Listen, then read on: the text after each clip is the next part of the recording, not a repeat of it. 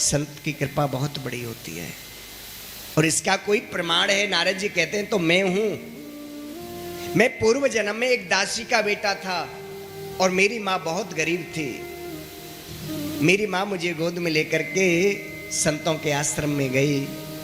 जाकर के कहने लगी, बाबा मुझ पे गौ का दूध निकालना आता है, सेवा करनी आती है, आप मुझे 2 वक्त की प्रसादी देना और कुछ धन नहीं चाहिए मुझे, मेरा छोटा सा बेटा है। नारद जी महाराज पूर्व जन्म की कथा सुना रहे, वेद व्यास जी को कहने लगे, संत इतने कृपालु होते हैं, करुणा के सागर। कहने लगे, बेटी आप अंदर जाओ ना, हमारी पत्नी रहती है, उनके पास प्रेम से रहो। कुछ समय के बाद चतुर्थ मास करने के लिए कुछ संत पधारे हुआ, जो 4 महीना एक ही जगह बैठ के भजन करें, कीर्तन करें, प्रवचन करें। तो मेरी माँ मुझे जब कथा होती थी ना, तो गोदी में लेके संतों के आगे बैठ जाती थी। संतों ने मेरा नाम बालक रामदास रख दिया। नारद जी का क्या नाम था? बालक रामदास। संत बड़ी सुंदर कथा सुनाते। मुझे पतो चली 4 महीने के बाद कि संत जाने वाले हैं, तो मैं रोने लगा। रोते रोते शरण में गिर गया, बाबा आप मुझे छोड़कर के मत जाना, मैं आपके साथ चलूंगा। जब मेरी माँ को पता चला, रात्रि में संतों के पास आई, आकर के रोने लगी, बाबा मेरे बेटा के अलावा मेरे जीवन में कोई नहीं है, आप मेरे पुत्र को लेकर के मत जाना। संत कहने लगे, हम तो समस्या में फंस गए, बेटा कह रहा है मुझे छोड़ के मत जाना, माँ कहती है मेरे बेटा को लेकर के मत जाना।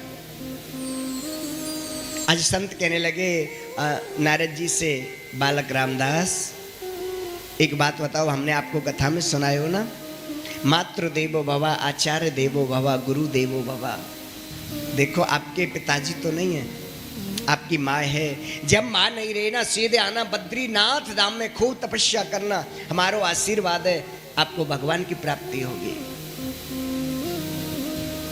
और नारद जी महाराज कहने लगे, जब संत चले गए मैं बड़ी जोर जोर से रोने लगा, और भजन में बैठूं तो मेरी माँ मुझे पुकारती, अरे बालक रामदास कहाँ चला गया, बालक रामदास कहाँ चला गया।